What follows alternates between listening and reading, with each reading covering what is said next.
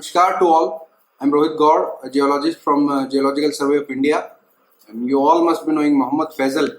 He's a good friend of mine and he has asked me to make a video for you people wherein I can share my strategies for this particular examination of basically UPSC's geologist examination so that it can be helpful for you people. So first of all, let me tell you about my background. I've done my post-graduation in geology from Dungar College, Bikaner in 2013. I joined GSI in 2014 through UPSC's geologist examination 2012, yes. And apart from this examination, I've also qualified for CSIR NET examination in June 2013, wherein I secured 6th rank.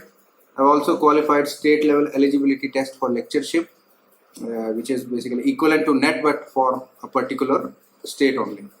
So I've qualified that also. I was selected for the post of geologist in Department of Mines and Geology, Rajasthan, through RPSC's examination. And also I'm a university gold medalist. So that's all for about me, which is relevant to you. And now, since this geologist examination is very nearby, so what can be done in this short span of time? What maximum can be achieved?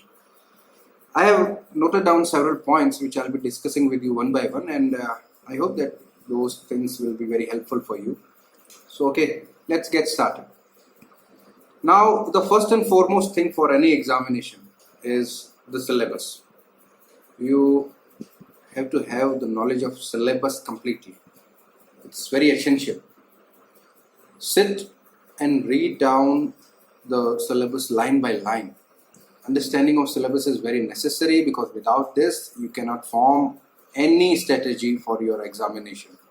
After all, you have to know that what is UPSC is going to ask, what is to be studied. Then only you will be able to frame any plan or any strategy for smart study. First and foremost thing is to know your syllabus.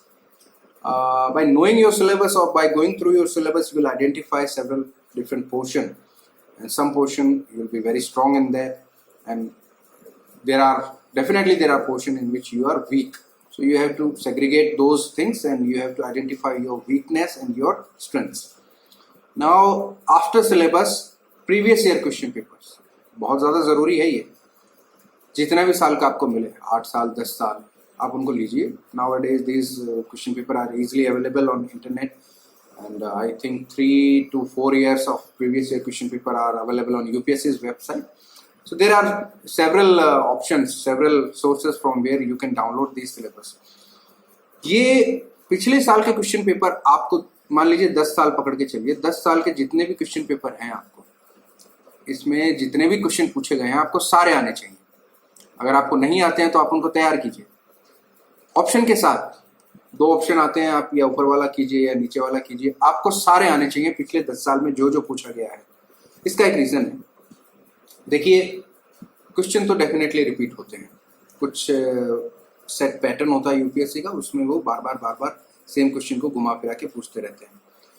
Geology तो उतनी ही है, geology change नहीं हो रही है, तो क्या पूछा जाएगा? और जो ऑलरेडी पूछ चुके हैं वही ना पूछेंगे बार बार. ये हो सकता है कि क्वेश्चन की फॉर्म थोड़ी सी बदल दी जाए, जैसे कि कभी गोंडवाना को डायरेक्टली पूछ लिया और कभी आपसे पूछ लिया कि इंडियन पेनिनसुला में पर्मो कार्बोनिफेरस के फ्रेश वाटर डिपॉजिट्स के बारे में लिखिए.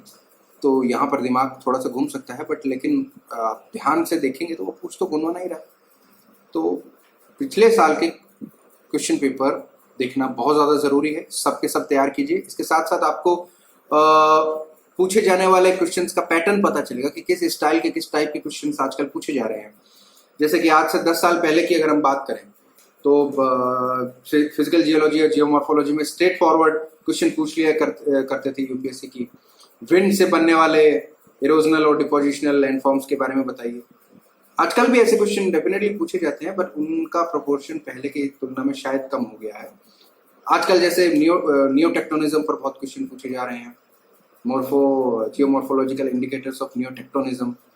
तो आपको इन तरह की चीज़ों का बहुत आइडिया होगा. इसके बाद बात करते हैं कि एक बहुत बड़ा कंफ्यूजन जो सभी जो एस्पिरेंट्स होते हैं उन सबके मन में रहता है, मेरे भी था, कि how much weightage should be given to different subjects. इतने सारे सब्जेक्ट हैं, कहीं स्ट्रक्चरल जियोलॉजी है, कहीं पैलेंटोलॉजी है, कहीं स्ट्रेटिग्राफी है, इंजीनियरिंग जियोलॉजी है, एनवायरमेंटल जियोलॉजी है, तो किसको कितना पढ़ें, एक जितना वेटेज सबको दें।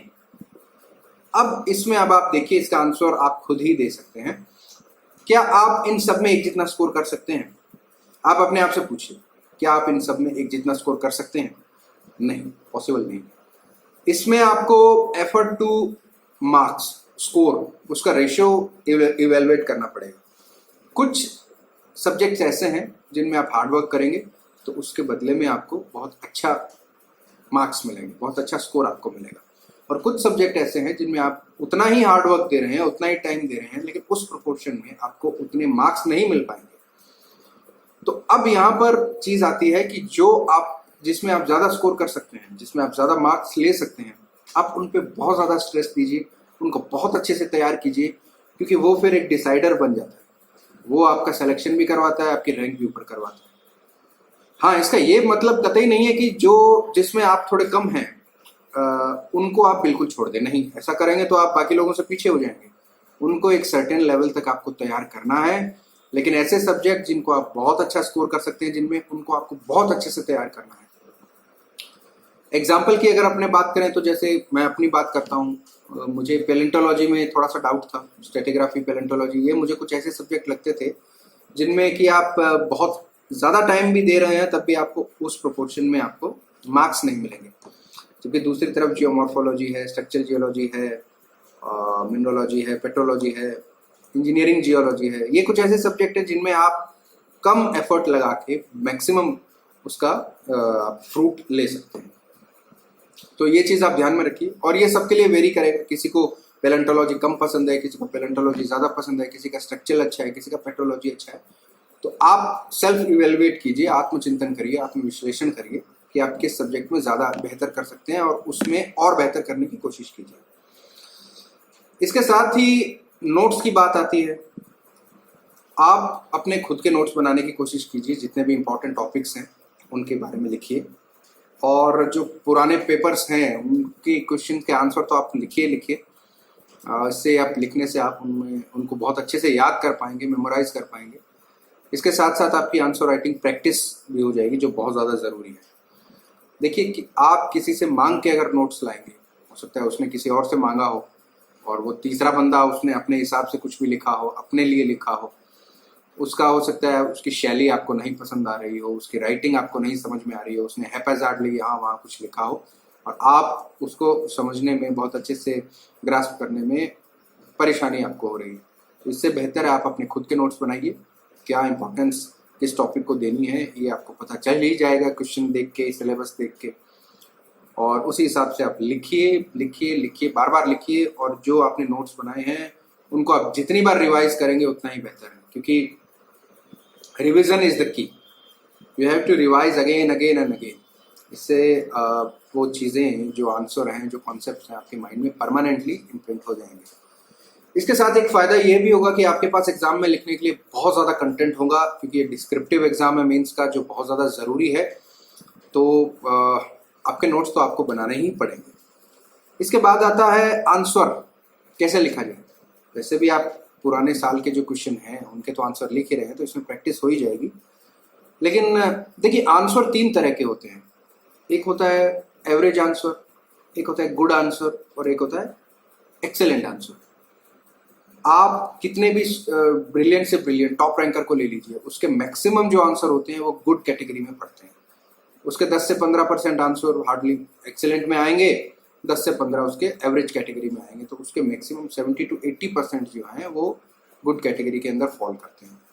अब एक अच्छा आंसर कैसे लिखें, देखिए कुछ टिप्स होती हैं।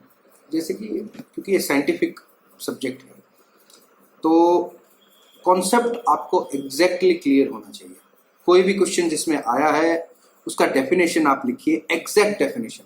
जो टेक्स्ट बुक में डेफिनेशन दिया हुआ है आपको वही का वो लिखना है। मैं आपको तरीके बता रहा हूँ कि आप अच्छे मार्क्स कैसे स्कोर कर सकते हैं।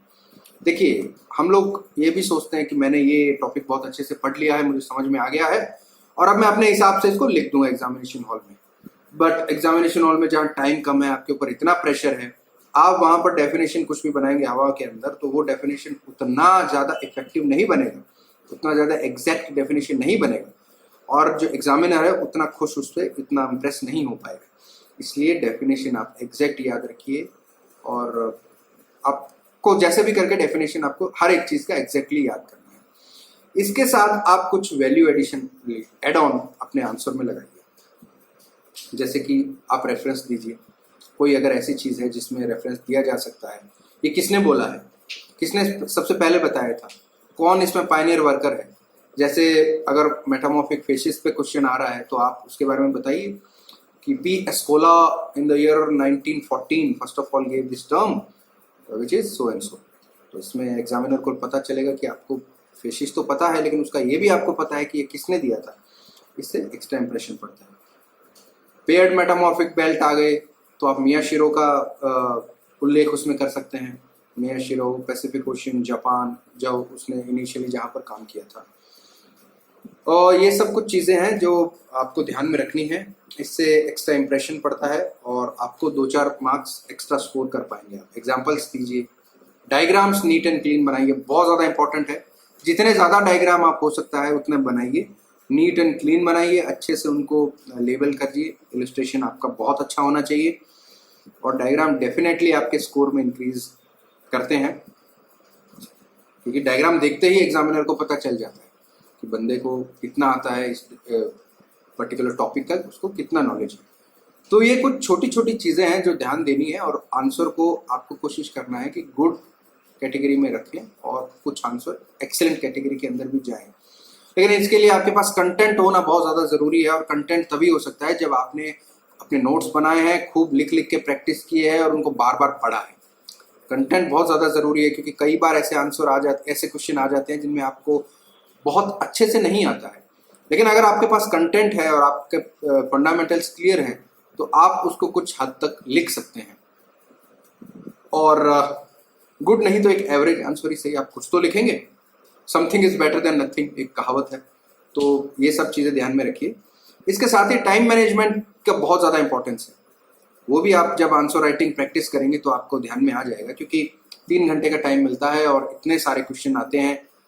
और अगर जिस बंदे के पास कंटेंट है, जिस बंदे को आंसर आ रहे हैं, उसको तो डेफिनेटली टाइम की कमी पड़ने वाली है। मेरा एक्सपीरियंस मैं शेयर करता हूँ। जियोलॉजी सेकंड पेपर जो 2012 में आया था, उसमें किम्बरलाइट पर एक क्वेश्चन आया था, और वो किम्बरलाइट मुझे बहुत अच्छे से आती थी, तो मैंने उस आंसर में 1 घंटा लगा दिया। 30 नंबर का क्वेश्चन था, तो उस 1 घंटे के चक्कर में मेरा 40 नंबर का क्वेश्चन पेपर छूट गया, जो मुझे पूरा आता था। उसमें सेडिमेंटोलॉजी के कुछ क्वेश्चन छूटे थे, और मिनरोलॉजी में एक ट्विनिंग का क्वेश्चन आया था 30 नंबर का पूरा, वो मेरा पूरा छूट गया, जो मुझे बहुत अच्छे से आता था। ये आपको नहीं करना है, क्योंकि ये बहुत कॉस्टली हो सकता है। हो सकता है कि आपका सिलेक्शन होता और इस वजह से आपका सिलेक्शन ही ना हो। ये भी हो सकता है कि आप लिखते तो बहुत अच्छी रैंक आपकी आती, और क्योंकि आपका क्वेश्चन मतलब पेपर छूट गया तो आपकी रैंक डाउन हो गई। तो टाइम मैनेजमेंट बहुत ज़्यादा ध्यान में रखिएगा। इसके साथ एक चीज़ ये ध्यान में रखिए कि आपको ये एग्ज़ाम पास करने के लिए पढ़ना है, ये एग्ज़ाम क्वालिफाई करने के लिए पढ़ना है, कोई इंटेलेक्चुअल या कोई स्कॉलर बनने के लिए नहीं पढ़ना है।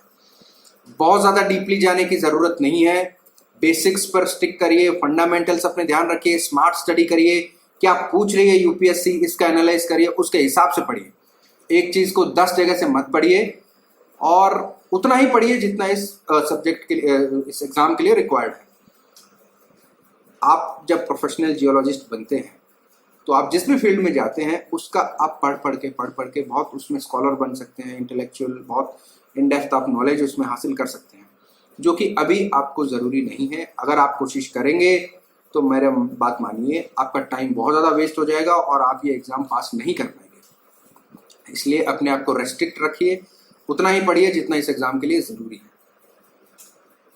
ये तो हुई बात इस एग्ज़ाम को लेकर। अभी कुछ लोग अक्सर मुझे पूछा करते हैं जीएसआई की जियोलॉजिस्ट की लाइफ के बारे में, कि काफ़ी आइसोलेटेड लाइफ हो जाती है, सोशल स्टेटस कैसा है, क्या है, अच्छा रहेगा नहीं रहेगा, ये सब कुछ मुझसे बहुत लोग पूछते हैं। तो देखिए, इसमें एक चीज़ आप खुद ही सोचिए, जियोलॉजिस्ट एप्टीट्यूड बहुत ज़रूरी है। क्या आपके पास जियोलॉजी का एप्टीट्यूड है? जियोलॉजिस्ट की पोस्ट या जियोलॉजिस्ट सब्जेक्ट है वो एक अर्थ साइंस सब्जेक्ट है, that is basically a field subject. और आप ऑफिस में बैठ के भी वही काम कर रहे हो जो आपने फील्ड में किया है, उसी के बेसिस पे आप रिपोर्ट बना रहे हो या जो भी उसका डिस्क्रिप्शन आप लिख रहे हो। तो हाँ, आपको ट्रैवलिंग बहुत करनी है, आपको फील्ड में भी जाना है और बहुत बार बहुत रिमोट एरिया में भी जाना होता है। अब इसके भी दो एस्पेक्ट होते हैं, head and tell.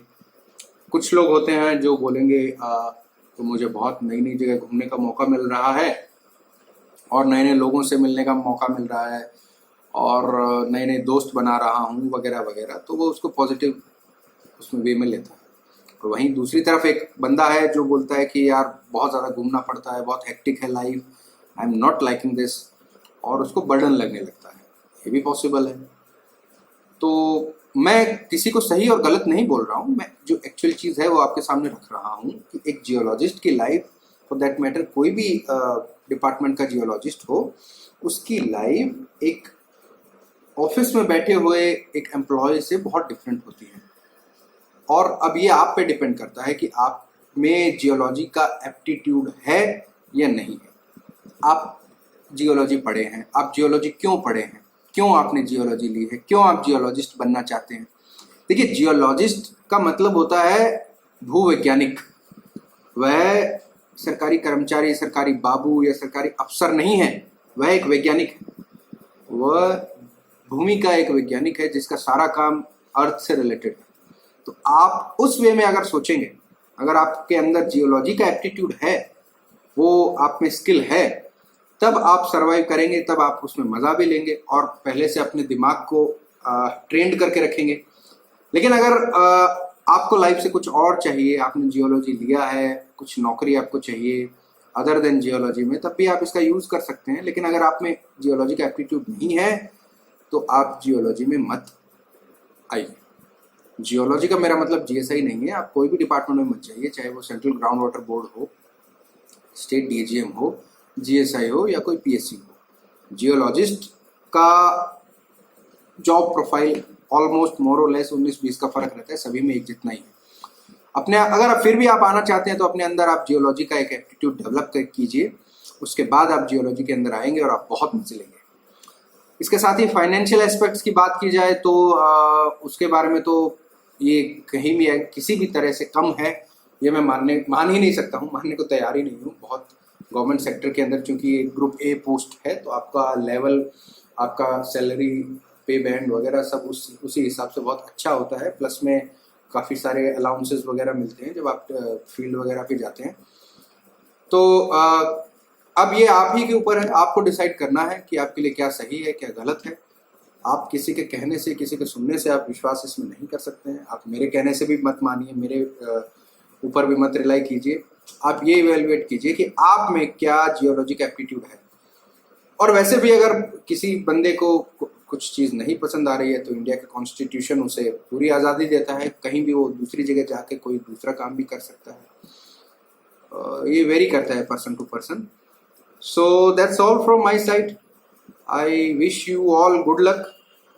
My best wishes are with you. Study smartly and success will be yours. You all will clear this examination with ease. So that's all from me. Namaskar.